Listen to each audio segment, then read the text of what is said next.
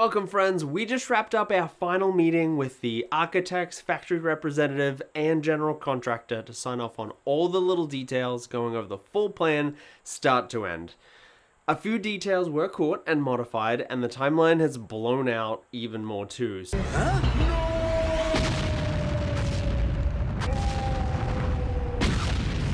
So we won't be breaking ground till after Halloween.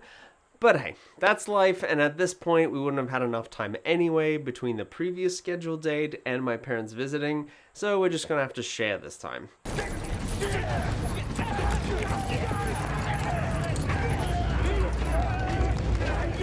And we do host an annual Halloween party for the kids in our extended family, so having a giant hole in our backyard wouldn't have been ideal anyway. Since the bulk of the structure is actually going to be built off-site in a factory in Maine, while the general contractor is here getting the foundation ready, the build will be starting too. So I'm hoping I can do a factory tour in a few months and see the module being built.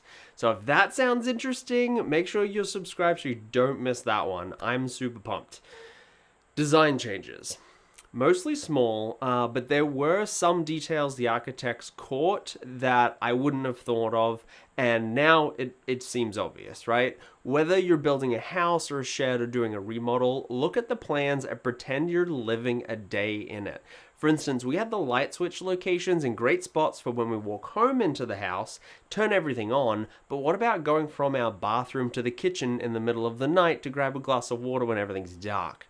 We had light switches on the other side of the kitchen, so now we're doing a three-way switch in the hallway so we don't trip over the island chairs.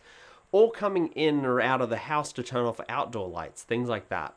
There were some other adds and changes where we put more conduit in places to make it really easy to run additional electrical from the basement to the loft or thermostat locations, as well as some OCD tweaks to make like windows centered above doors and an even number of ceiling lights in certain rooms. Totally unrelated, my wife and I visited Treehouse Brewing out in Weston, Mass. Huge building, awesome pizza and beer, even a Tesla charger there. And they had these really cool wood walls in some areas. It was like 1/2-inch oak strips nailed to black painted sheetrock, and they left about a 1/4-inch gap between the boards. Looked really neat, so I'm thinking of doing that in the bedroom and the office as kind of a neat feature wall. But let me know what you think down in the comments. Next step, the factory is drawing up the official plans with all the tweaks, and we'll send them over for final sign-off, and then we kind of just give them a big chunk of money.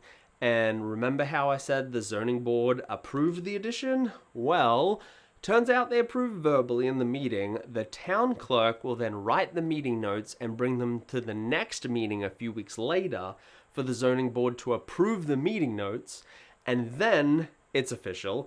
And then the 20-day waiting period starts before you can build. No!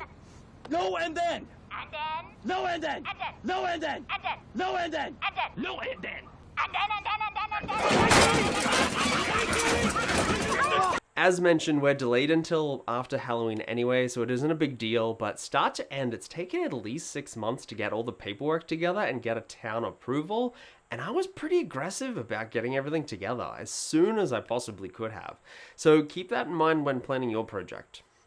Anyway, that's the big update for us. Since there is going to be a bit of nothing happening between like now and several months, I'm thinking about making some related videos, like talking about why we're building modular instead of built on site and some of the not so green compromises we've had to make. So let me know down in the comments if there's anything you'd like me to talk about. But until then, take care, friends.